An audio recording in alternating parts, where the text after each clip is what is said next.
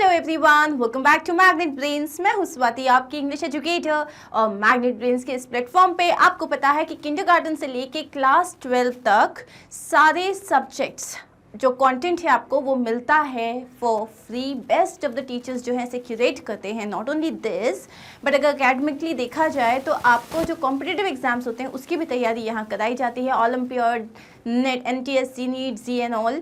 And इसके अलावा not only we cater to CBSE but we also cater to ICSE board.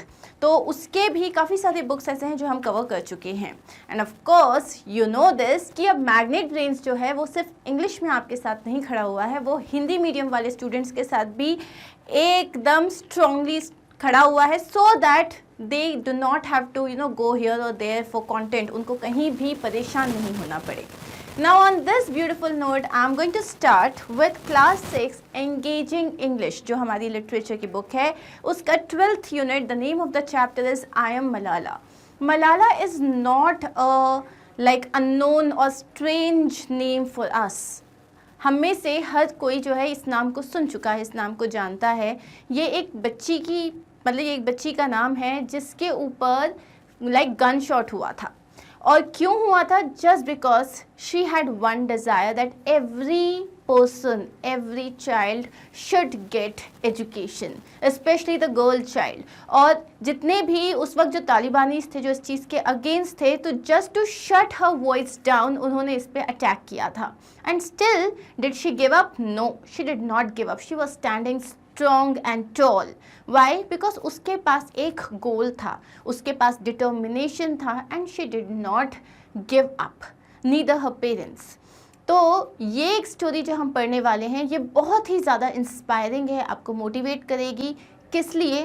कि अगर हमारे पास कोई लक्ष्य है ना, तो आपको उसको पाने के लिए सिर्फ दो चीज़ें चाहिए, एक करेज और एक डिटर्मिनेशन। हर्डल्स आएंगे but you have to move on. Second चीज़ ये होती है कि सोसाइटी में हम बहुत सारी बातें करते हैं कि ओ हमारी सोसाइटी में ये अलाउड नहीं है, वो अलाउड नहीं है, लेकिन चेंज जो है वो सोसाइटी ही लेके आती है। सोसाइटी क्या है? ग्रुप ऑफ पीपल, हम जैसे लोग। तो इट्स लाइक बूंद बूंद से घड़ा भरता है ना, वैसे ही अगर आपको अगर कोई चेंज चाहिए सोसाइटी में, एक पॉजिटिव चेंज, तो उस चेंज को start doing it and then only you can talk about it. Okay, so ये था इंट्रोडक्शन ऑफ दिस चैप्टर। अब हम स्टार्ट करते हैं अबाउट आवर ऑथर। ये मलाला जो हैं उन्होंने जो अपनी बायोग्राफी लिखी, ऑटोबायोग्राफी जो लिखी थी उन्होंने, उसी का है ये। So Malala Yousafzai, she was born in Mingora, Pakistan, and from a very early age asserted the right of all women to a basic education. So she asserted मतलब इन्होंने यही चीज़ चाहिए कि हर women को, हर गर्ल को जो है एजुकेशन मिलनी चाहिए। Though critically injured in the attack by the Taliban, she overcame the traumatic experience and has continued her activism. जब उन पे गन शॉट हुआ था उसके बाद वो क्रिटिकली इंजर्ड हो गई थी, उसके बाद भी उन्होंने अपना जो डिटर्मिनेशन था उसको डगमगाने नहीं दिया। एंड वंस शी रिकवर्ड, उसके बाद उन्होंने अपना जो एक्टिविज्म था उसको कंटिन्यू किया। Now Malala Yousafzai was a co-awardee of the Nobel Peace Prize in 2014 for her struggle against the suppression of children and for the right of all children to education. So Malala Yousafzai जो है उनको Nobel prize में co-awardee थी ये 2014 में। और इन्होंने किस चीज़ के लिए इनको मिला? Of course, right to all children, right of all children for education। और इसके अलावा जो बच्चों को दबाया जाता था, उनको जो है उनकी फीलिंग्स को सप्रेस किया जाता था, उस चीज़ के अगेंस्ट भी वो खड़ी हुई थी। Living in the sweat valley in the Khyber Pakhtunkhwa province in northeast Pakistan, she had always spoken up for girls' right to education। यहाँ हमें बताया जाता है कि वो खैबर पख्तूनख्वा, ये जो हम पाकिस्तान के एक एरिया के बारे में बात करें, एक सिटी के बारे में बात करें, वहाँ के स्वेट वैली में रहती थी ये। और वो हमेशा से, जब वो बहुत छोटी थी, सो उसके जो फादर थे वो भी इस चीज़ के अगेंस्ट, मतलब जो तालिबानीज जो थे वो जितने भी अत्याचार कर रहे थे उसके अगेंस्ट वो हमेशा बोला करते थे। So she also got the same thing, और वो भी गर्ल्स की एजुकेशन के लिए बात किया करती थी। Then She had always spoken up for girls' right to education at the risk of angering the local Taliban, क्योंकि local Taliban जो थे वो of course गुस्सा हो रहे थे, which had at times banned girls from going to school, क्योंकि उनके हिसाब से जो girls थी उनको स्कूल जाने की ज़रूरत ही नहीं थी. They had no right for education. She was 15 when she was shot at by members of the militant group. वो सिर्फ 15 years की थी जब उन पे गन शॉट हुआ था. In this extract from her autobiography, I Am Malala, she recalls the fateful afternoon of the incident. तो अब जो हम ये चैप्टर पढ़ने चाह रहे हैं I Am Malala, ये उनकी ऑटोबायोग्राफी में से एक इंसिडेंट लिया गया है, वही इंसिडेंट जिस दिन उन पे गन शॉट हुआ था. So let's start the chapter. The day when everything changed was Tuesday, 9th October 2012. It wasn't the best of days to start with, as it was the middle of school exams, though as a bookish girl, I did not mind them as much as some of my classmates. So अब वो बता रही हैं कि 9th October 2012 की बात है और वो दिन था जिसने सब कुछ हर कुछ उसके लिए चेंज कर दिया. अब बहुत अच्छा दिन नहीं था स्टार्ट करने के लिए, बिकॉज स्कूल के एग्ज़ाम्स चल रहे थे, middle of the school exams की बात हो रही थी. लेकिन मलाला एक पढ़ाकू लड़की थी, बुकिश गर्ल थी वो, इसलिए उसको एग्ज़ाम से इतना इशू नहीं था. हाँ, उसकी कुछ क्लासमेट्स थी जिनको एग्ज़ाम्स बिल्कुल पसंद नहीं थे. That morning we arrived in the narrow mud lane of Haji Baba Road in our usual procession of brightly painted rickshaws. तो उस मॉर्निंग को, उस सुबह वी अराइव्ड, तो जो नैरो सा एक जो है मिट्टी की सड़क थी, मतलब वहाँ पे कोई डामर नहीं डला हुआ था.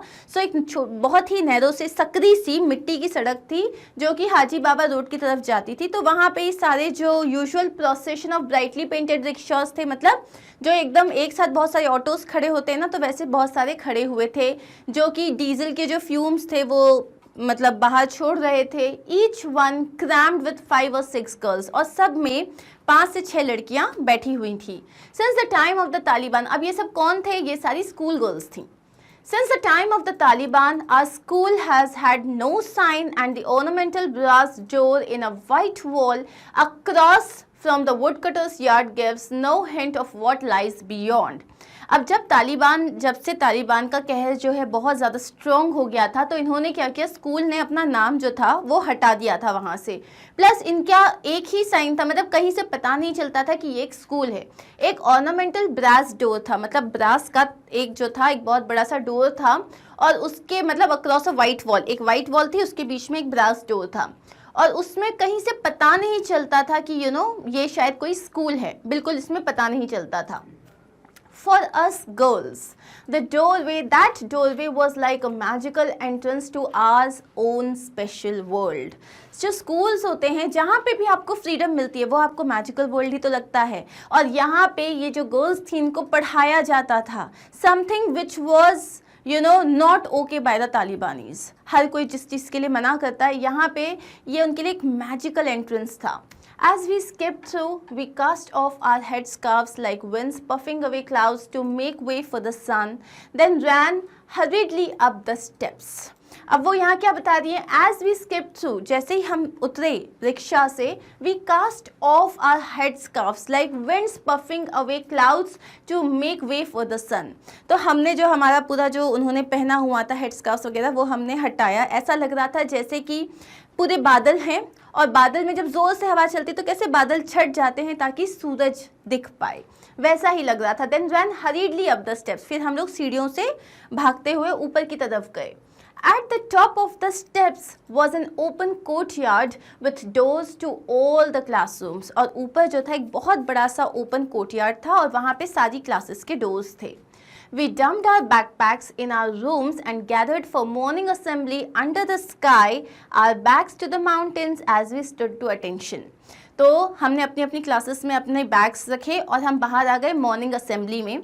और जैसे ऊपर मतलब छत का नज़ारा जैसे होता है कि पीछे हमारे माउंटेन्स थे और हम सब लोग अटेंशन में खड़े हो गए. The school was founded by my father before I was born, and on the wall above is Kusal school was painted proudly in big letters. तो ये जो स्कूल था ये मलाला के फादर ने ही फाउंड किया था, मतलब उन्होंने ही स्टार्ट किया था, और उसमें ऊपर बहुत बड़े बड़े अच्छे से अक्षरों में लिखा हुआ था Khushal school. So if you can see here Khushal school and college जो लिखा हुआ इस तरीके से लिखा हुआ था. We went to school 6 mornings a week, and as a 15-year-old in year 9, my classes were spent chanting chemical equations or studying Urdu grammar, writing stories in English with morals like haste makes waste और drawing diagrams of blood circulation. अब यहाँ वो बता रही हैं कि हम लोगों को 6 mornings मतलब उनको मंडे टू सैटरडे स्कूल जाना होता था, और क्योंकि वो एक 15-year-old गर्ल थी जो कि क्लास 9 में थी, तो क्या पढ़ाते थे उनको वहाँ पे जो है केमिकल इक्वेशंस केमिस्ट्री में होते थे, उर्दू में ग्रामर होती थी, या इंग्लिश में वो स्टोरीज लिखते थे जिसमें जैसे हेस्ट मेक्स वेस्ट इस तरीके की स्टोरीज होती थी, मोरल स्टोरीज, या तो वो साइंस में बायो में ब्लड सर्कुलेशन के डायग्राम्स बनाते थे. Basically she is saying that हम सारे सब्जेक्ट्स पढ़ते थे. Most of my classmates wanted to be doctors. अब मेरी क्लास में जितने भी मैक्सिमम बच्चे थे ना वो डॉक्टर्स बनना चाहते थे. It's hard to imagine that anyone would see that as a threat. अब जो तालिबानीज थे वो चाहते ही नहीं थे बच्चे पढ़ें. क्यों? क्योंकि वो बिगड़ जाएंगे या उनको ज़रूरत क्या है. और यहाँ पे सारे जो क्लासमेट्स थे उसके majorly they wanted to be doctors. और ये कैसे थ्रेट हो सकता है एक सोसाइटी को?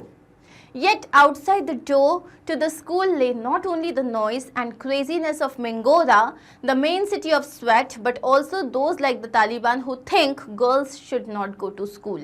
लेकिन उसके बाद भी जस्ट स्कूल के जो स्कूल का दरवाज़ा है उसके बाहर जो है पूरी जो मेन सिटी है मिंगोरा, जो कि स्वेट वैली की मेन सिटी है, वहाँ पे अच्छा खासा मार्केट का शोर होता है. और उसके अलावा जो तालिबानीज़ हैं उनका शोर अलग से, जो नहीं चाहते कि गर्ल एजुकेशन मिले, मतलब गर्ल्स को एजुकेशन मिले.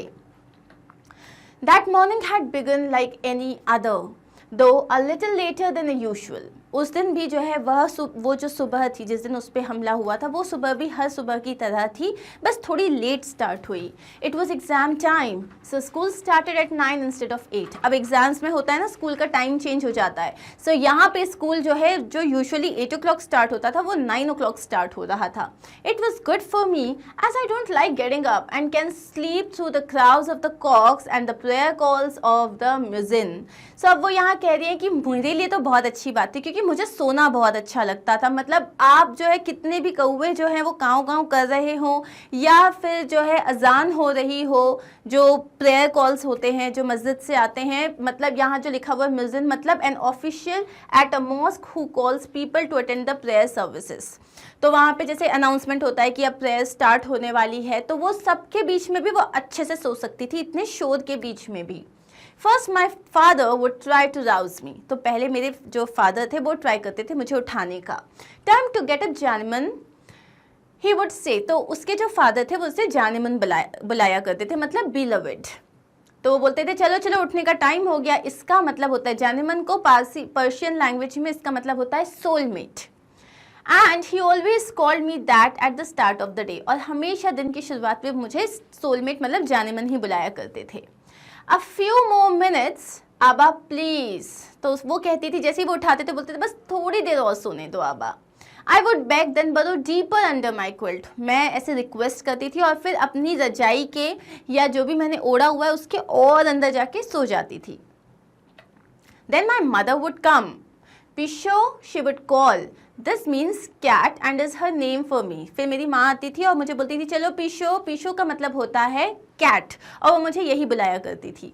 At this point I would realize the time and shout, भाभी I'm late in our culture. तो अब जैसे होता था तो उसकी माँ आके बुलाती थी तब उसे समझ में आता था कि अरे अब तो बहुत देर हो गई है.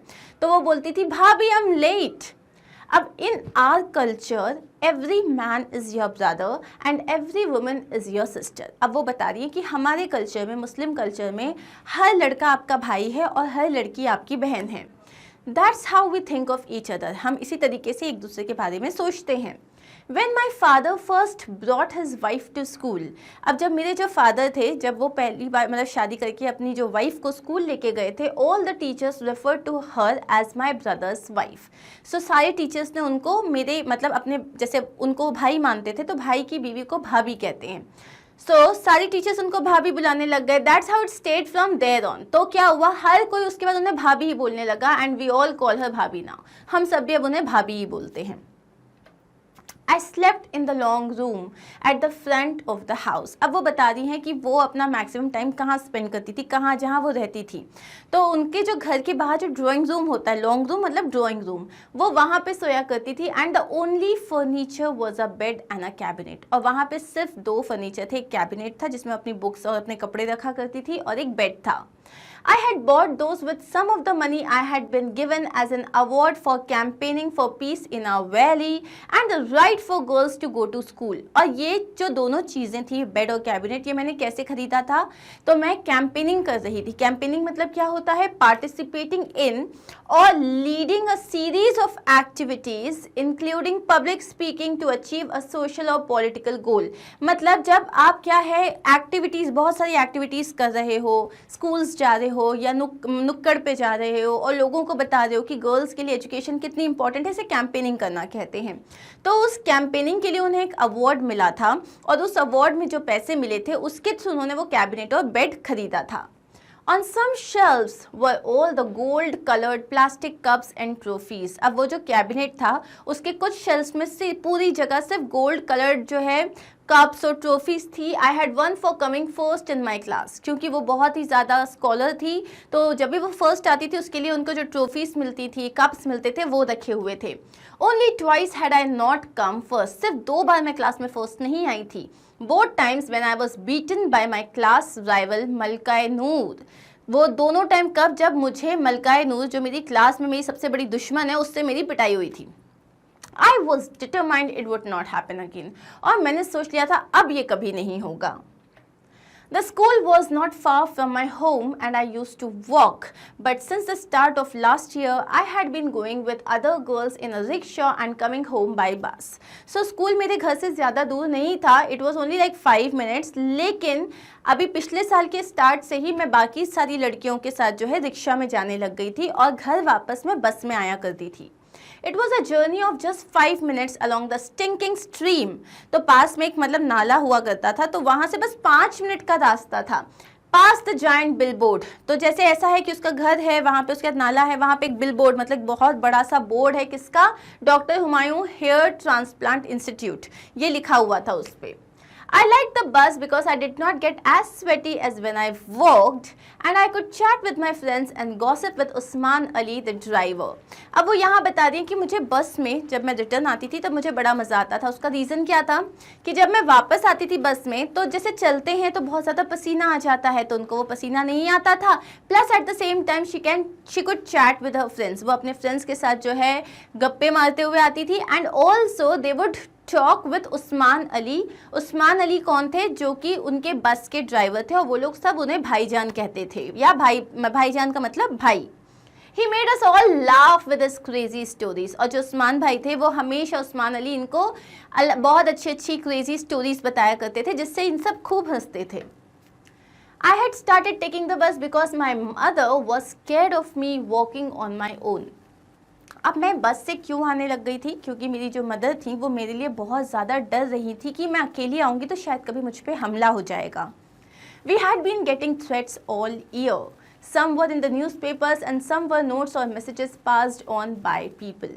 हमें पूरे साल भर जो थे धमकी भरे मैसेजेस आ रहे थे। कभी कभी कुछ न्यूज़पेपर्स में आते थे, कभी कुछ जो थे वो मतलब ऐसे ना चिट्स में लिख के लोगों के थ्रू पास किए जाते थे। My mother was worried about me, but the Taliban had never come for the girl and I was more concerned they would target my father as he was always speaking out against them. So मेरी mother को मेरी बहुत चिंता थी, लेकिन मुझे पता था आज तक तालिबानीज जो थे उन्होंने कभी भी, तालिबान वाले जो लोग थे उन्होंने कभी भी किसी बच्ची पे हमला नहीं किया था, और मुझे डर था मेरे फादर के लिए क्योंकि वो हमेशा उनके अगेंस्ट में बोला करते थे। His close friend and fellow campaigner Zahid Khan had been shot in the face in August on his way to prayers and I knew everyone was telling my father, take care, you will be next. जो मेरे father के बहुत ही जो close एक friend थे plus fellow campaigner, मतलब वो भी ऐसी एक्टिविटीज़ में पार्टिसिपेट करते थे, जिनका नाम था जाहिद खान, उनके फेस पे शूट किया गया था। कब? अगस्त में, जब वो मस्जिद जा रहे थे नमाज पढ़ने के लिए। और अब हर कोई मेरे फादर को क्या बोल रहा था कि अब तुम प्लीज़ अपना ध्यान रखना क्योंकि अगली तुम्हारी बारी है। Our street could not be reached by car. अब जो हम जहाँ रहा करते थे वहाँ पे कार नहीं जा पाती थी. So while coming home, I would get off the bus on the road below by the stream and go through a barred iron gate and up a flight of steps. अब क्या होता था कि वहाँ तक कार तो जाती नहीं थी, तो पहले रुकना पड़ता था और उसके बाद जो है I would get of the bus, वो बस से उतरा करती थी, फिर रोड पे चलने के बाद वो जो नाला था उससे होते हुए वहाँ से जाते हुए एक लोहे का गेट था. बार्ड का मतलब होता है विद बार्स अक्रॉस इट, तो ऐसे उसमें पूरे जो है बार्स लगे हुए थे. सो लोहे का गेट था और उसके बाद सीढ़ियाँ थी. इस तरीके से वो अपने घर पहुँचती थी. I thought if anyone attacked me it would be on those steps. मुझे हमेशा लगता था अगर कभी किसी ने मुझ पे अटैक किया तो यही सीढ़ियों पे ही मुझ पे अटैक होगा. Like my father, I have always been a daydreamer, and sometimes in lessons my mind would drift and I would imagine that on the way home a terrorist might jump out and shoot me on those steps. मेरे father की तरह मैं भी day dreamer थी, मतलब दिन में सपने देखा करती थी और कभी कभी जैसे क्लास में पढ़ाई करते टाइम या मैं लेसन्स पढ़ रही हूँ उस बीच में मेरा दिमाग हमेशा अचानक से कहीं चला जाता था और मुझे लगता था कि कोई टेररिस्ट है और अब वो मुझ पे अटैक करेगा और वो मेरे उन्हीं स्टेप्स पे उसने मुझ पे अटैक किया है. I wondered what I would do. Maybe I would take off my shoes and hit him. But then I would think if I did that, there would be no difference between me and the terrorist. फिर मैं सोचती थी अगर मुझ पे attack हुआ तो मैं क्या करूँगी. फिर मेरे मन में आता था मैं अपने शूज़ निकाल के उससे हिट करूँगी. फिर मेरे मन में आता था लेकिन अगर मैंने ऐसा किया तो उस टेररिस्ट में और मुझ में क्या फ़र्क रह जाएगा. It would be better to plead. फिर मैं सोचती थी नहीं, रिक्वेस्ट करना ज़्यादा अच्छा होगा. Okay shoot me but first listen to me. What you doing is wrong. I am not against you personally. I just want every girl to go to school.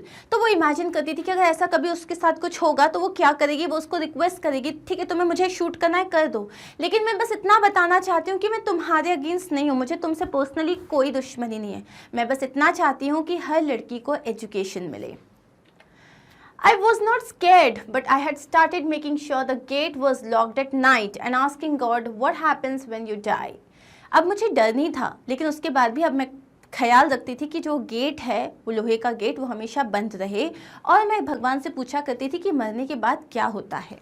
I told my best friend Moniba everything. We had lived on the same street when we were little and been friends since primary school. मेरी जो best friend थी जिसका नाम था मुनिबा, मैं उसको सब कुछ बताती थी. बचपन से हम लोग सेम स्ट्रीट पे रहा करते थे और प्राइमरी स्कूल से हम बेस्ट फ्रेंड्स थे. We shared everything from Justin Bieber songs and Twilight movies to the best face lightening creams. So अब जैसे बच्चियां हैं वो आपस में सब कुछ शेयर किया करती थी, मूवीज, सॉन्ग्स और face lightning creams and all. Her dream was to be a fashion designer, although she knew her family would never agree to it, so she told everyone she wanted to be a doctor. वो actual में एक fashion designer बनना चाहती थी. कौन? मुनिबा, उनकी जो best friend थी, लेकिन उसे पता था कोई अलाउ नहीं करेगा, इसीलिए वो कहती थी मुझे डॉक्टर बनना है. It's hard for girls in our society to be anything other than teachers or doctors if they can work at all. I was different. I never hid my desire when I changed from wanting to be a doctor to wanting to be an inventor or a politician. हमारी society में लड़कियों के लिए बहुत ज़्यादा मुश्किल है कि वो डॉक्टर या टीचर्स के अलावा कोई प्रोफेशन चूज़ कर ले अगर उन्हें मौका मिला काम करने का. वैसे तो मौका ही नहीं मिलता और अगर मिला तो वो टीचर्स या डॉक्टर्स के अलावा कुछ बन नहीं सकती थी. लेकिन मैं ऐसी नहीं थी, मेरे साथ ऐसा नहीं था. मैंने कभी अपनी डिज़ायर को छुपाया नहीं, मैंने कभी अपने मन को नहीं मारा. मेरी डिज़ायर्स चेंज होती गई. पहले मुझे डॉक्टर बनना था, फिर मुझको जो है एक इन्वेंटर बनना था, फिर मुझे पॉलिटिशियन बनना था. Moniba always knew if something was wrong. Moniba जो मेरी बेस्ट फ्रेंड थी उसको हमेशा समझ में आ जाता था अगर मेरा मूड ऑफ होता था या कुछ गलत होता था. Don't worry, I told her, the Taliban have never come for the small girl. So Moniba को हमेशा पता चल जाता था कि कुछ गलत होने वाला है और मैं उससे कहा करती थी परेशान मत हो, तालिबान ने कभी भी किसी छोटी बच्ची पे अटैक नहीं किया है. When our bus was called after school that day, we ran down the steps. फिर जब हमारी बस को बुलाया गया तो हम सब लोग सीढ़ियाँ उतरे. स्कूल ख़त्म हो चुका था. The other girls all covered their heads before emerging from the door and climbing up into the back. So जितनी भी बच्चियाँ थी, जितनी भी लड़कियाँ थी, उन सब ने अपना जो हेड गियर था, मतलब उन्होंने जो हेडबैंड बांधा हुआ था उसको वापस अपना पूरा फेस कवर किया जो बुर्खा वो लोग पहनते हैं, लेकिन मैंने नहीं किया. और उसके बाद हम सब लोग जाके बस में पीछे बैठ गए. The bus was actually what we called a Dyna, a white Toyota Town Ace truck with 3 parallel benches, one along either side and one in the middle. So यहाँ पे वो बता रही हैं कि जो बस थी उसको हम डायना कहा करते थे, वो एक टोयोटा टाउन एस ट्रक थी जिसमें 3 पैरेलल बेंचेस थे, one along either side और one in the middle.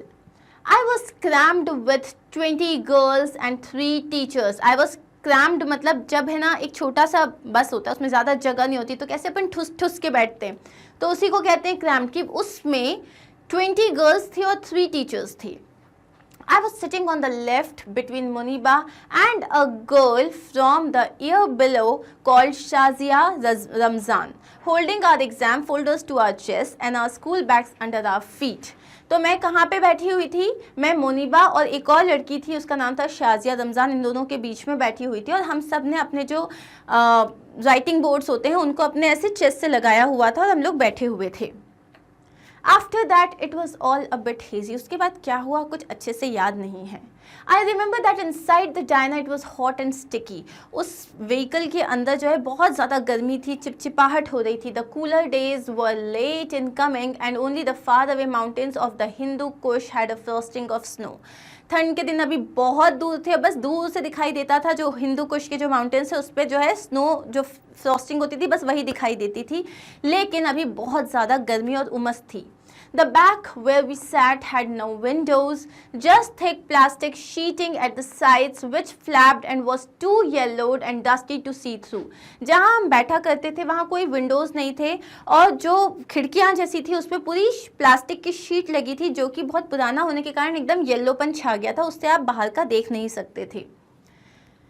All we could see was a little stamp of open sky out of the back and glimpses of the sun at that time of the day, a yellow orb floating in the dust that streamed over everything. सिर्फ हमें क्या दिखता था, जो पीछे का area था वहाँ से बस थोड़ा सा स्काई दिखता था और सन की जो है बहुत ज़्यादा रोशनी आती थी और एक राउंड ऑब्जेक्ट जैसा दिखाई देता था. सन भी जो था वो कैसा दिखाई देता था, एक राउंड ऑब्जेक्ट जैसा. That's it. I remember that the bus turned right off the main road at the army checkpoint as always and rounded the corner past the deserted cricket ground. I don't remember anymore. मुझे बस इतना याद है कि जो बस थी वो मेन रोड से जो आर्मी चेक पॉइंट था उसकी तरफ टर्न हुई, राइट टर्न किया उसने और हर बार की तरह rounded the corner past the deserted cricket ground. So जो एकदम जो खाली क्रिकेट ग्राउंड था उससे वो टर्न हुई. I don't remember anymore. उसके बाद मुझे याद नहीं है. In my dreams about the shooting, my father is also in the bus and he is shot with me. जब मैं सोचती हूँ क्या हुआ होगा तो मेरे ड्रीम्स में क्या आता है कि उस बस में सिर्फ मैं नहीं थी, मेरे फादर भी थे और हम दोनों को शूट कर दिया गया था. And then there are man everywhere. हर जगह आदमी ही आदमी है और मैं अपने फादर को ढूंढ रही हूँ. मुझे इस तरीके के सपने आते थे. In reality we had suddenly stopped. अब रियल में ये हुआ जो बाकी लोगों ने बताया कि अचानक से हमारी बस को रोक दिया गया. On our left was the tomb of शेर मोहम्मद खान. हमारे लेफ्ट साइड में शेर मोहम्मद खान का टूम था. The finance minister of the first ruler of Swat. और वो कौन थे? Finance minister of the first ruler of Swat. All over grown with grass. वहाँ पे घास बहुत ज़्यादा बढ़ गई थी. And on our right the snack factory. और हमारे राइट में एक स्नैक फैक्ट्री थी. We must have been less than 200 meters from the checkpoint. checkpoint से सिर्फ 200 मीटर की दूरी पे होंगे हम. We could not see in front, but a young bearded man in light-colored clothes had stepped into the road and waved the van down. So अब वो बोल रहे हैं कि हम लोग को सामने का दिख नहीं रहा था, लेकिन एक यंग मतलब बहुत ज़्यादा बूढ़ा नहीं, मतलब एक यंग मतलब कॉलेज गोइंग टाइप का एक बियर्डेड मैन था जिसकी दाढ़ी थी. उसने लाइट क्लोथ्स पहने हुए थे and had stepped into the road and waved the van down. वो रोड पे आया और उसने वैन को रुकने का इशारा किया. Is this the Kusal school bus? उसने पूछा क्या ये कुशल स्कूल बस है? He asked our driver. उसने हमारे ड्राइवर से पूछा. उस्मान भाईजान thought this was a stupid question as the name was splintered on the side. Yes, he said. Usman भाई को लगा ये कैसा stupid सा क्वेश्चन है क्योंकि बस में बड़े बड़े अक्षरों में लिखा हुआ था Khushal high school. I need information about some children, said the man. उस आदमी ने कहा मुझे कुछ बच्चों के बारे में इंफॉर्मेशन चाहिए. You should go to the office, said Usman भाईजान. उस्मान भाईजान ने कहा तो आप ऑफिस जाइए अगर आपको कोई इंफॉर्मेशन चाहिए. As he was speaking, another young man in white approached the back of the van. तो जब वो बात कर रहा था तो एक और आदमी आया जिसने सफ़ेद कलर के कपड़े पहने थे, वो वैन के पीछे साइड में आया। Look, it's one of those journalists coming to ask for an interview, said Muniba. Muniba ने कहा, मुझे लगता है जो तुमसे इंटरव्यूज लेते हैं ना, उसमें से ही आई थिंक कोई जर्नलिस्ट आया है। Since I had started speaking at events with my father to campaign for girls' education and against those like the Taliban who want to hide us away, journalists often came even foreigners through not like this in the road। तो क्या हुआ था, क्योंकि जो मलाला जो है वो अपनी फादर के साथ कैंपेनिंग के लिए जाया करती थी और वहाँ पे उन्होंने भी जो है गर्ल्स एजुकेशन के लिए बोलना स्टार्ट किया था। तो अब क्या हुआ, बहुत सारे लोग जो हैं, जो जर्नलिस्ट हैं, वो इनका इंटरव्यू लेने के लिए आया करते थे। कुछ फॉरेनर्स भी थे जो इनका इंटरव्यू लिया करते थे, लेकिन ऐसे रोड पे बस को रोक के कभी कोई नहीं आया था। The man was wearing a peaked cap and had a handkerchief over his nose and mouth as if he had flu। जो वो आदमी आया था उसने एक पीक्ड कैप पहनी हुई थी और उसने अपने नाक और मुंह पे जो है एक हैंडकरचीफ बांधा हुआ था, जैसे कि उसको फ्लू हुआ हो, ताकि जो वायरस है वो फैले ना। He looked like a college student। वो बस एक कॉलेज स्टूडेंट की तरह दिखाई दे रहा था। Then he swung himself onto the tailboard at the back। फिर वो पीछे की तरफ आया and leaned in right over us, और जस्ट हमारे सामने आके खड़ा हो गया। Who is Malala? he demanded। उसने पूछा, मलाला कौन है? No one said anything, but several of the girls looked at me। किसी ने कुछ कहा नहीं, लेकिन लड़कियां जो थी वो मेरी तरफ देखने लग गई। I was the only girl with my face not covered। सिर्फ मैं ही एक लड़की थी जिसका फेस मैंने कवर नहीं किया हुआ था। That's when he took out a black pistol। तभी उसने एक ब्लैक कलर की गन निकाली। I later learned it was a Colt 45। Some of the girls screamed। तभी उसने एक ब्लैक कलर की गन निकाली और लड़कियां जो थी वो डर के मारे चीखने लगीं। Muniba tells me I squeezed her hand। Muniba मुझे बताती है कि जैसे ही मैंने गन को देखा तो मैंने जोर से उसका हाथ दबा दिया। My friends say he fired 3 shots, one after another। मेरी फ्रेंड्स ने मुझे बताया कि उसने 3 बार गोली चलाई, एक के बाद एक। The first went through my left eye socket and out under my left shoulder। पहली जो थी मेरे लेफ्ट आई सॉकेट से जो है मेरे शोल्डर के साथ से चली गई। I slumped forward onto Muniba. slumped का मतलब होता है fell heavily। मैं एकदम से मुनीबा के ऊपर गिर गई।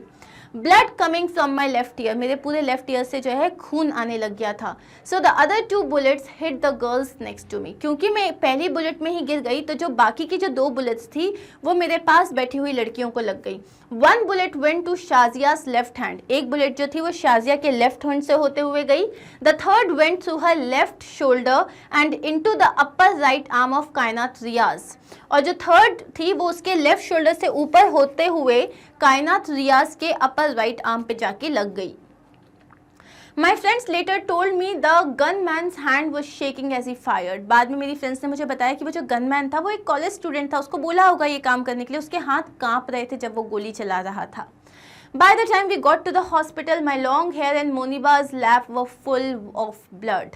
जब तक हम हॉस्पिटल पहुंचे तो मेरे पूरे जो लंबे बाल थे और मोनिबा के पूरी जो उसकी गोद थी वो खून से सन गई थी। Who is Malala? I am Malala and this is my story। सो मलाला कौन है? मैं हूँ मलाला और ये मेरी स्टोरी है। और ये जो है इस चैप्टर में हमने क्या पढ़ा, मलाला का वो ब्लैक डे जब उन पे गोली चलाई गई थी। And this was the incident, this is what happened just because she asked for her right कि नहीं गर्ल्स को एजुकेशन मिलनी चाहिए। अब पहला क्वेश्चन है match the names in the column. So अब इस चैप्टर में काफ़ी सारे नाम यूज़ किए गए हैं एंड उसके साथ उनके डिटेल्स दिए हुए हैं, तो हमें सही चीज़ मैच करनी है। I am directly going to show you the answers. Usman Ali कौन थे? बस ड्राइवर, दी बस ड्राइवर। खुशल कौन थे? उसके father. Name of the school founded by Malala's father. So name of the school, उसके जो फादर ने जो स्कूल को उनको चालू किया था, स्टार्ट किया था, उसके स्कूल का नाम था खुशल स्कूल। मलकाए नूर कौन थी? उसकी क्लास की दुश्मन, Malala's rival in class.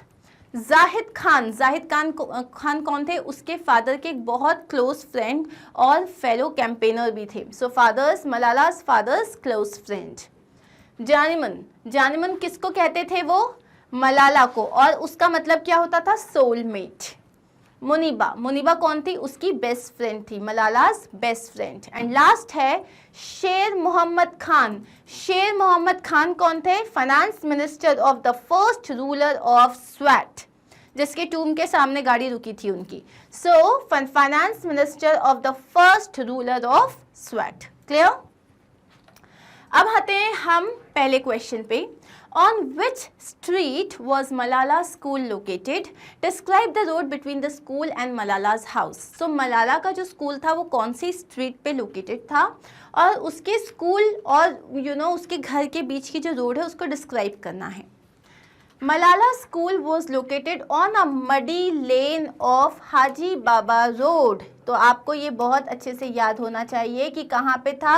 Muddy lane of Haji Baba road. The street to Malala's house could not be reached by car. अब क्या है, मलाला के जो घर की जो रोड थी वो बहुत ज़्यादा सकरी थी, नैरो थी, तो वहाँ कार नहीं जाया करती थी। So while coming home, Malala would get off bus below by the street. तो वो बस से उतर जाती थी स्ट्रीट के पास में। She would go through the barred iron gate and up a flight of steps. तो वहाँ से एक आयरन गेट था, बार्ड आयरन गेट, वो उसको क्रॉस करके सीढ़ियाँ चढ़ के अपने घर जाया करती थी। क्लियर? अब है next question, what was Malala's usual routine of waking up? अब वो यूजुअली कैसे उठा करती थी? Malala's father would try to wake her up, but she would request him to allow her to sleep for a few more minutes. तो मलाला के father सबसे पहले उसे उठाया करते थे, बट वो उनसे रिक्वेस्ट करती थी कि मुझे थोड़ी देर और सोने दो। And burrow deeper under her quilt, और जो है वो अपनी क्विल्ट के और अंदर चली जाती थी। When her mother called her, she would realize the time of the day and hurry to school. और जब उसकी मदर उसको बुलाती थी तब उसे रियलाइज होता था कि अब बहुत लेट हो गया है, and she would get up and hurry for school. So बस इतना ही लिखना है। सपोज ये आंसर और थोड़ा लंबा है तो आप इसमें ये ऐड कर सकते हो कि उसके फादर उसको जानेमन बोल के उठाया करते थे और उसकी मदर उसको जो है क्या बोल के उठाया करती थी। अब ये हमने चैप्टर में पढ़ा हुआ है और उसका मतलब होता है कैट। अब आपको मुझे बताना है कि उसकी मदर इसको क्या बोल के उठाती थी। Next is describe Malala's room in your own words. Malala का रूम जो है आपको अपने वर्ड्स में एक्सप्लेन करना है। So Malala's room was a long one at the front of the house and the only furniture there was a bed and the cabinet. So Malala का जो रूम था वो एकदम घर के सामने वाले पोर्शन में था, वो लंबा सा एक रूम था और उसमें सिर्फ दो ही फर्नीचर थे, एक था उसमें बेड और एक था कैबिनेट। उसके बाद है on the shelf of the cabinet were gold colored plastic cups and trophies that Malala had won for coming first in the class. और उसके जो है शेल्फ जो था उसमें सारे उसके जो ट्रॉफीज थे, उसके जो कप्स थे जो उसमें क्लास में फर्स्ट आने पे जीते थे वो पूरे सजाए गए थे। क्लियर? चलिए, Why had Malala started taking the bus? अब मलाला ने बस में जाना क्यों स्टार्ट किया था? As Malala's family had been getting threats all around the year, her mother was scared of her walking on her own. This made Malala take the school bus. बहुत simple सा आंसर है कि क्योंकि मलाला की family को पूरे साल भर धमकियां आ रही थी, थ्रेट्स आ रहे थे, तो मलाला की जो मदर थी वो उसके लिए काफ़ी डरी हुई थी। एंड देन शी आस्क्ड कि भैया आप अकेले मत आओ, तुम बस में वापस आया करो। And this is how she started taking the bus. Okay, In your own words, describe what Malala's school life comprised. तो अपने वर्ड्स में हमें बताना है कि मलाला की स्कूल लाइफ कैसी हुआ करती थी। Malala went to school for 6 days a week. वो हफ्ते में 6 दिन स्कूल जाया करती थी। She was in the 9th grade. वो 9th standard में थी। As soon as she reached school, she would put her backpack in the class and go for the morning assembly. जैसे ही वो लोग स्कूल पहुंचते थे सबसे पहले क्या करते थे, क्लास में जाके अपना बैग रखते थे और फिर मॉर्निंग असेंबली के लिए ग्राउंड में चले जाते थे। ग्राउंड मतलब जो ऊपर का कोर्टयार्ड एरिया था। She would learn chemical equations, study Urdu grammar and would also write stories with morals in English and draw diagrams of blood circulation. अब क्लास में जैसे कि हर क्लास में आप पढ़ाई करते हो, अलग अलग सब्जेक्ट्स होते हैं, तो वो केमिकल इक्वेशंस पढ़ती थी, ग्रामर पढ़ती थी, इंग्लिश स्टोरीज लिखती थी, उसके अलावा साइंस भी पढ़ा करती थी। Describe the bus in which Malala travel to school. अब हमें वो बस को डिस्क्राइब करना है जिसमें मलाला स्कूल जाया करती थी। The bus was what they called Diana. अब उस बस को क्या कहा करते थे, वो डायना कहा करते थे। It was a white Toyota Town Ace truck with 3 parallel benches। अब आपने सबसे पहले बताया वो कौन से किस टाइप का व्हीकल था, तो वो व्हाइट कलर की टोयोटा टाउन एस ट्रक थी जिसमें 3 पैरेलल बेंचेस थी। It had no windows at the back but a thick plastic sheet at the sides. उसमें पीछे कोई विंडोज नहीं थे लेकिन प्लास्टिक शीट्स थी, थिक वाली, एकदम मोटी वाली, विच फ्लैप्ड, जो कि हिला करती थी, फ्लैप किया करती थी, and was too yellowed and dusty to see through. और वो बहुत ज़्यादा येलो कलर की थी और एकदम डस्टी थी जिससे आप आर पार देख नहीं सकते थे। ठीक है, तो ये हो गया बस का डिस्क्रिप्शन। अब है who had stopped the bus, what reason had they given for stopping it। so बस किसने रोकी थी और उन्होंने बस क्या कह के रोकी थी। A young bearded man in light colored clothes had stopped the bus। एक यंग जो था, दाढ़ी वाला आदमी था जिसने हल्के कपड़े पहने हुए थे, उसने बस को रोका था। He was one of the Taliban militants and asked if it was the Kushal school bus and inquired about Malala। तो उसने क्या बोला, he was one of the Taliban militants, लेकिन उसने बताया नहीं था। उसने क्या बोला कि क्या ये कुशल स्कूल की बस है, और उसके बाद उसने पूछा कि यहाँ पे मलाला कौन है। बस उसने यही 2 चीज़ें पूछी थी। क्लियर, बस यही 2 चीज़ें पूछी थी उसने। अब है describe the events that unfolded when the young man who looked like a college student got on the tell board of the bus. अब हमें बताना है कि एक यंग मैन जो कि कॉलेज स्टूडेंट के जैसा दिख रहा था, जब वो आ गया बस की टेल बोर्ड के पास, तब क्या हुआ था। The young man who looked like a college student got on the bus and inquired about Malala। वो young man क्या हुआ, वो बस में आया और उसने मलाला के बारे में पूछा। No one replied but everyone looked at her। किसी ने बोला तो नहीं कि ये मलाला है, लेकिन सब उसकी तरफ देखने लग गए। She was the only girl with her face uncovered। उसने अपना फेस कवर भी नहीं किया हुआ था। Getting a hint of who Malala was, the man fired 3 shots, one after another from a black Colt 45 pistol। तो जैसे उसको, जब सब मलाला को देखने लग गए, उसको समझ में आ गया मलाला कौन है, तो जैसे उसे ये हिंट मिला तो उसने अपनी जेब में से निकाला एक पिस्टल, जो कि एक ब्लैक कलर का पिस्टल था, कोल्ट 45, और उसको लेके 3 शूट किए। The first bullet went through Malala's left eye socket. तो पहला जो बुलेट था वो इधर सॉकेट से निकल गया and came out from under her left shoulder, और यहाँ से जाके लेफ्ट शोल्डर जो है लेफ्ट शोल्डर से जो है वो निकल गया, लेफ्ट शोल्डर ये था, सॉरी, यहाँ से जाके निकल गया। She fell heavily on मोनिबा, वो मोनिबा की गोद में गिर गई। The second bullet went into the upper right arm of कायनात रियाज, और जो सेकेंड बुलेट थी वो अपर राइट आर्म ऑफ कायनात रियाज, उसको कायनात को पड़ी थी। और जो थर्ड बुलेट थी वो पीछे जो एक और लड़की थी उसको पड़ी थी, ये आपको याद है। अब आते हैं नेक्स्ट क्वेश्चन में, think and answer. What aspects of Malala's life are similar to that of other people of her age? Malala की ज़िंदगी का वो कौन सा हिस्सा है जो वैसा ही है जैसे उसकी एज के बाकी के बच्चों का होता है। Malala was a normal girl with dreams, likings and desires like any other girl of her age।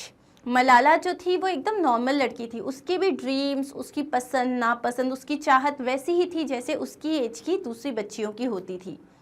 She loved chatting with her friends, traveling in the bus, gossiping with the bus driver and going to school। उसको अपनी friends से बात करना बहुत अच्छा लगता था, उसको जो है बस में ट्रैवल करना अच्छा लगता था, गॉसिप करना अच्छा लगता था, बस ड्राइवर से बात करना अच्छा लगता था। She wanted to play and loved her family। उसे भी खेलना पसंद था और वो अपनी फैमिली से बहुत प्यार करती थी। तो ये सारी चीज़ें एक नॉर्मल गर्ल की तो होती हैं, तो यही पैरामीटर्स हैं जो कि सिमिलर है मलाला और उसकी एज के बाकी लोग में। What are the challenges faced by girls like Malala in the Swat Valley? Swat Valley में मलाला और उसकी जैसी बाकी लड़कियों को किस तरीके के challenges face करने पड़ते थे? Girls like Malala in the Swati Valley नहीं है, this is Swat Valley, okay? So girls like Malala in the Swat Valley faced many challenges। उन्होंने बहुत सारे challenges face किए। The extremists banned many things like owning a television and playing music and enforced harsh punishments for those who defied the orders।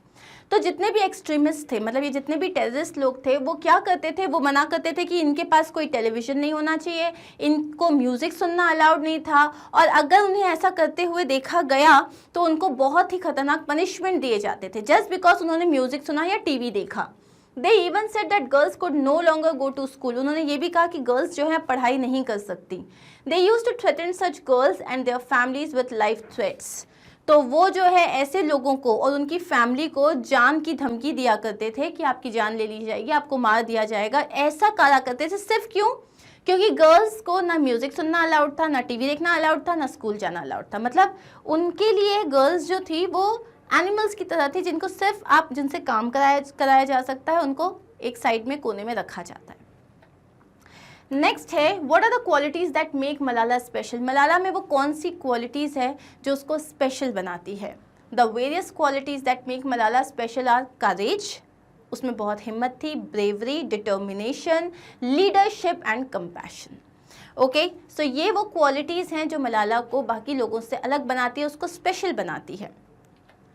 Okay, shoot me, but first listen to me. What you're doing is wrong. I'm not against you personally. I just want every girl to go to school.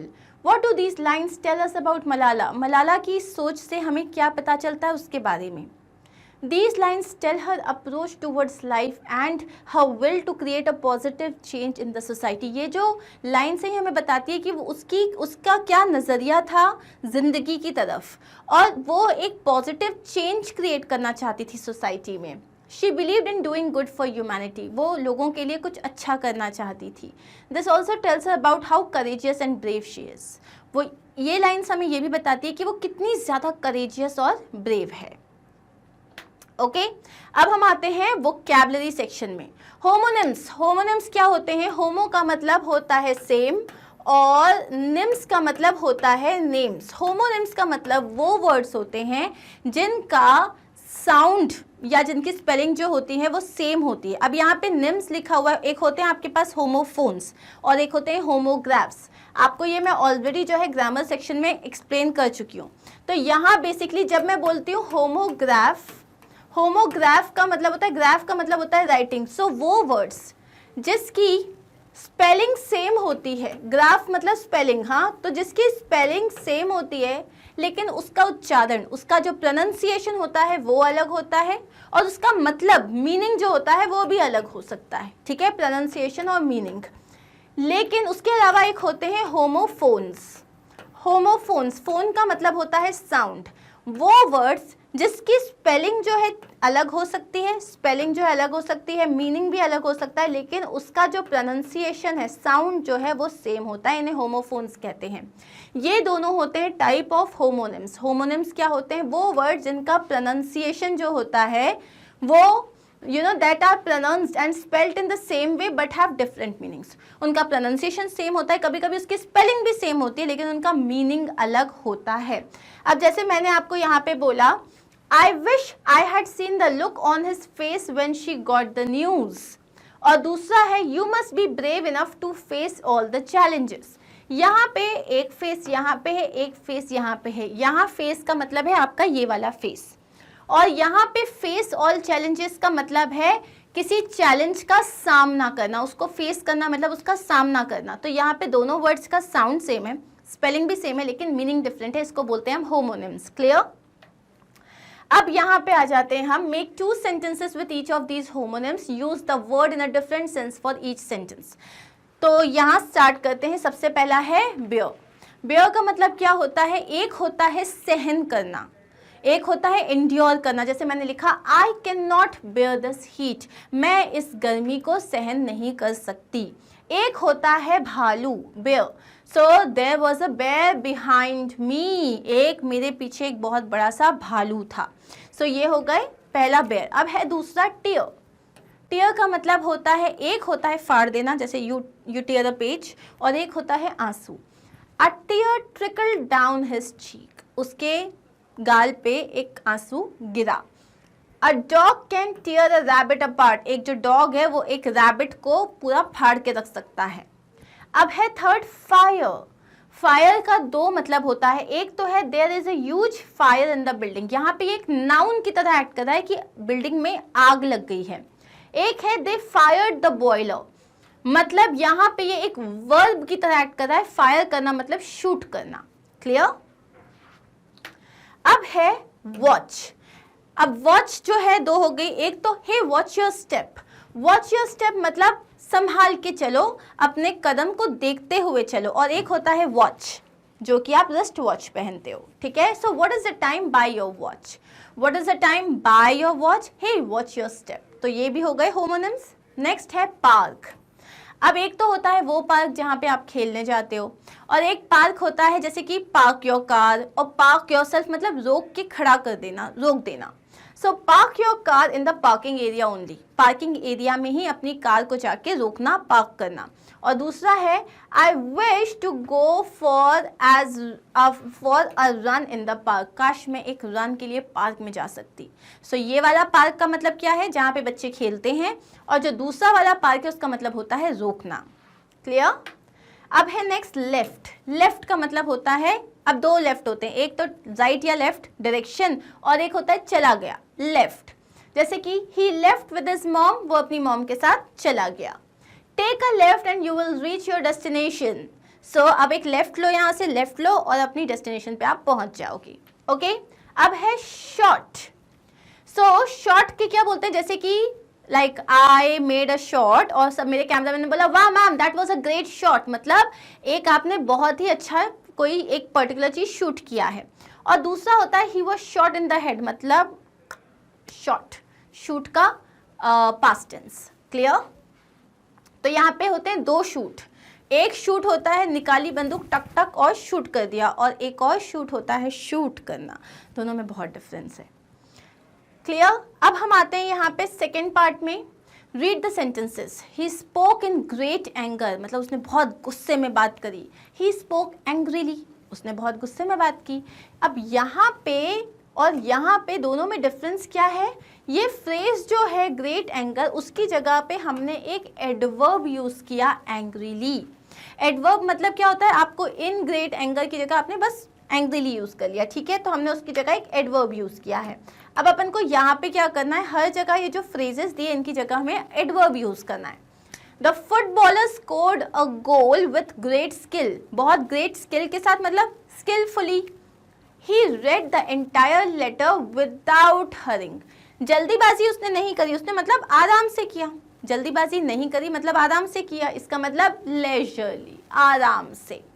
The army fought the enemy without feeling frightened, without feeling frightened मतलब बिना डर के, मतलब courage के साथ, courageously. Next is they donated to a good cause without holding back, उन्होंने जो है एक अच्छे काम के लिए डोनेशन दिया, अपने आप को बिना रोके, बिना रोके मतलब जेनरसली, दिल से।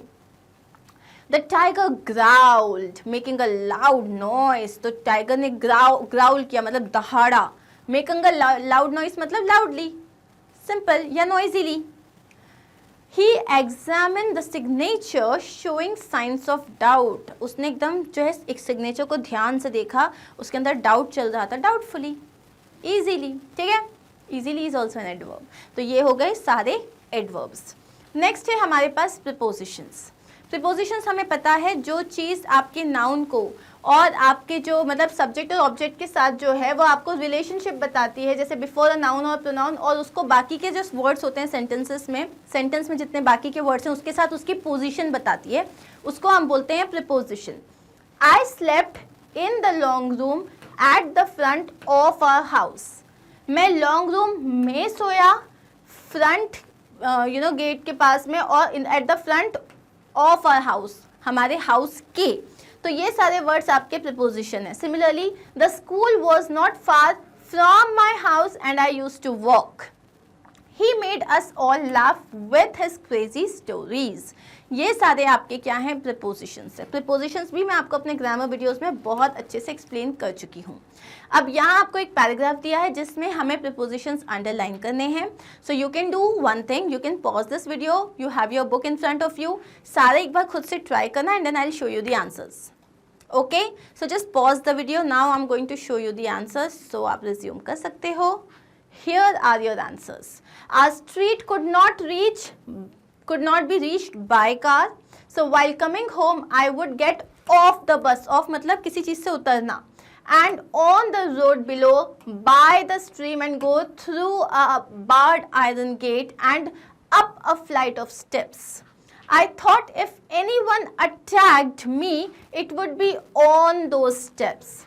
Like my father, I have always been a daydreamer, and sometimes in lessons my mind would drift and I would imagine that on the way home a terrorist might jump out and shoot me on those steps. I wondered what I would do. Maybe I would take off my shoes and hit him, but then I would think if I did that there would be no difference between me and a terrorist. तो ये सारे हमारे propositions हैं इसमें. Clear? आगे बढ़े. अब है कंप्लीट द सेंटेंस. ये सारे इसमें आपको प्रॉपर प्रपोजिशन यूज करना है. So let's start. We had organise a picnic during her holidays. During का मतलब होता है किसी चीज़ के बीच में. सब जब हॉलीडेज आए थे उस दौरान जो है हमने पिकनिक ऑर्गेनाइज किया था, तो हमने क्या लिखा? During. She was in awe of a sister's musical talent. मतलब वो अपनी सिस्टर के म्यूजिकल टैलेंट को देख के जो है एकदम क्या हो जाती, मतलब इन ऑ मतलब होता है बहुत ज़्यादा ही उससे इम्प्रेस हो जाना. सो उसके लिए आगे आता है हमेशा in of you. I mean of you. Okay. The plane flew above the clouds. Plane जो है कभी भी ओवर द क्लाउड्स नहीं होता, अबव द क्लाउड्स होता है. The teacher went through the syllable once again. तो टीचर ने वो सिलेबल एक बार और समझाया, या सिलेबस कर दो आप इसको. तो मतलब पूरा थ्रू का मतलब होता है ऊपर से नीचे, नीचे तक, आप एकदम आर पार, मतलब पूरा का पूरा समझाया. Is there anyone living in that house?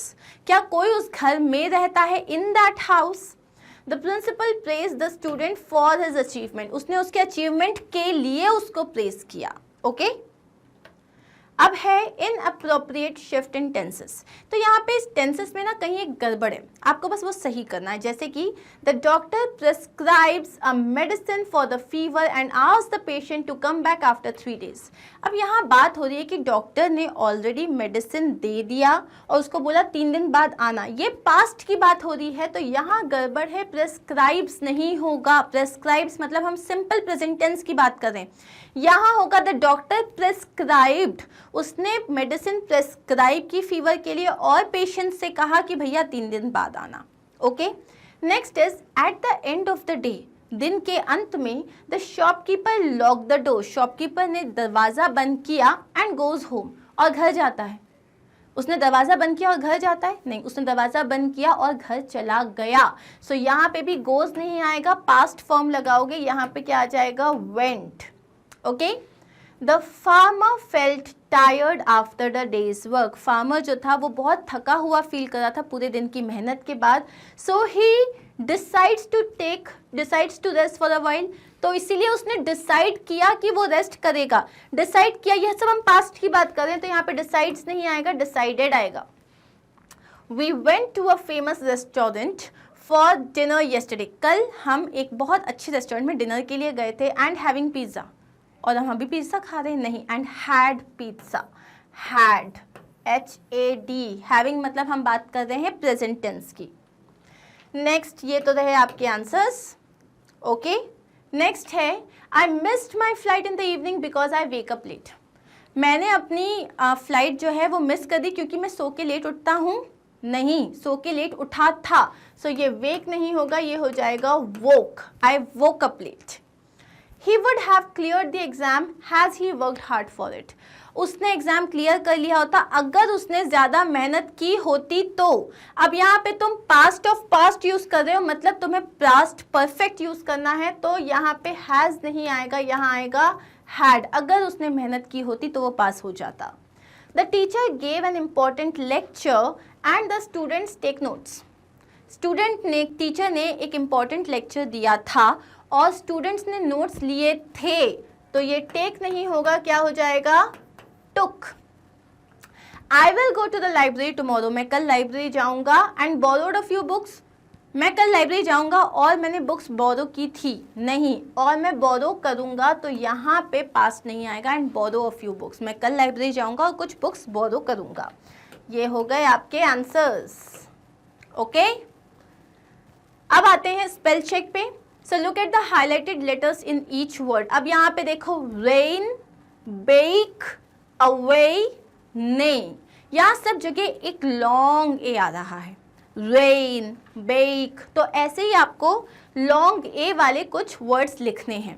तो यहाँ मैं आपके लिए ऑलरेडी ये काम कर चुकी हूँ। ए आई के साथ आता है gain, main, pain, vain, similarly cake, sake, fake, take, sway, day, hay, bay, and last slay, whale, way, eight.